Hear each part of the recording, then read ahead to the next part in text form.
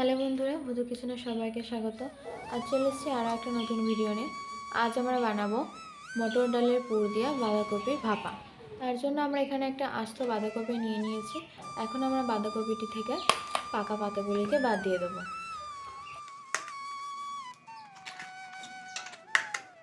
আমাদের পাকা পাতাগুলি বাদ দেওয়া হয়ে গেছে। এখন এর গোড়ার অংশটি কেটে নেব। এখন বাঁধাকপিটিকে খুব ভালোভাবে ধুয়ে নেব। বাঁধাকপিটিকে ধুয়ে নেওয়ার পর আমরা কড়াইতে জল বসিয়ে দিয়েছি। এখন আমরা আস্ত বাঁধাকপিটিকে সিদ্ধ করে নেব। ঢাকা দিয়ে আমরা এখন বাঁধাকপিটিকে 3 থেকে 4 মিনিট সিদ্ধ করে নেব। এটিকে আমরা 3 মিনিট সিদ্ধ করে নিয়েছি। এখন আমরা অপর পিঠটিকেও একইভাবে 2 থেকে 3 মিনিট সিদ্ধ করে নেব। আরও 2 মিনিট আমরা বাঁধাকপিটিকে সিদ্ধ করে নিয়েছি। এখন আমরা এটিকে তুলে নেব। এখন আমরা বাঁধাকপিটিকে কিছুক্ষণ ঠান্ডা করে নেব।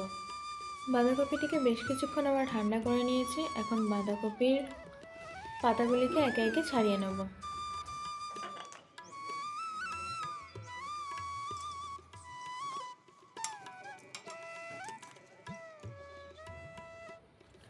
একইভাবে আমরা বাঁধাকপির উপরের সমস্ত বড় বড় পাতাগুলিকে ছাড়িয়ে নিয়েছি।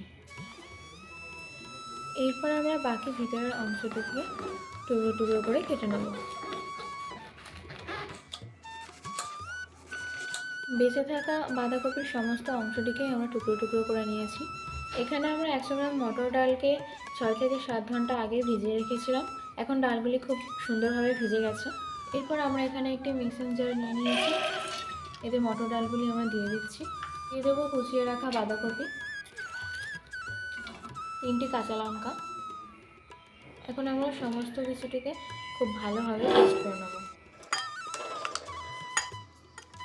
এরপর আমরা দিয়ে দেবো পরিমাণ মতো লবণ, পরিমাণ মতো হলুদ এবং সামান্য একটু আদা বাটা।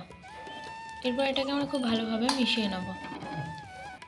এরপর আমরা ছাড়িয়ে রাখা পাতার গোড়ার অংশটিকে বাদ দিয়ে দেবো।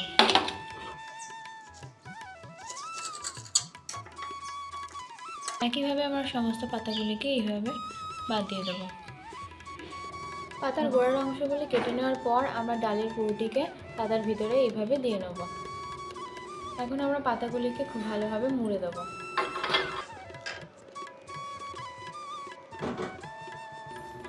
একই প্রসেসে আমরা সমস্ত পাতাগুলিকে পুর ভরে রেডি করে নেব।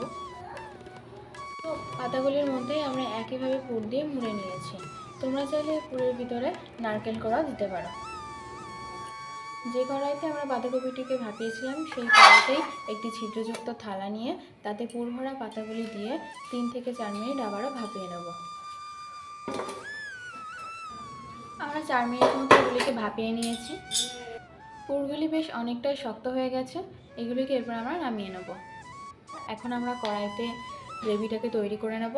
তার জন্য আমরা গরম তেলে দিয়ে দিচ্ছি শুকনো লঙ্কা, গোটা জিরে এবং গোটা গরম মশলা ফোড়নে। দিয়ে দেবো একটি তেজপাতা। এবার সমস্ত কিছুকে ভালোভাবে একটু ভেজে নেব। ফোড়নগুলিকে খুব ভালোভাবে ভেজে নেওয়ার পর দিয়ে দেবো একটি মাঝারি সাইজের পেঁয়াজ কুচি। এটাকে আমরা খুব ভালোভাবে এখন নেড়ে চেড়ে ভেজে নেব। পেঁয়াজগুলি ভালোভাবে ভাজা আসলে দিয়ে দেবো বেটে রাখা রসুন, আদা, জিরে। এরপর এগুলিকেও একসাথে আমরা ভালোভাবে ভেজে নেব।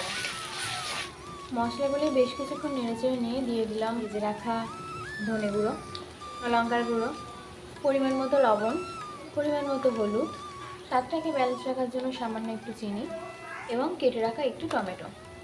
এখন আমরা সমস্ত কিছুটাকে খুব ভালোভাবে কষিয়ে নেব। মশলাটি খুব ভালোভাবে কষা হয়ে গেছে। টমেটোগুলোকে আমরা সম্পূর্ণ গলিয়ে নেব না, একটু আস্তে আস্তে থাকতে থাকতে আমরা দিয়ে দেবো পরিমাণ মতো জল। এখন আমরা গ্রেভিটাকে 2 মিনিট মতো ফুটিয়ে রান্না করে নেব ভালোভাবে। গ্রেভিটি 2 মিনিট রান্না করে নিয়ে দিয়ে দেবো সামান্য একটু পোস্ত বাটা এবং কিছু ছিঁড়ে রাখা কাঁচা লঙ্কা। কিছুক্ষণ ফুটিয়ে নেওয়ার পর পুর ভরা পাতাগুলিকে আমরা এতে দিয়ে দেবো।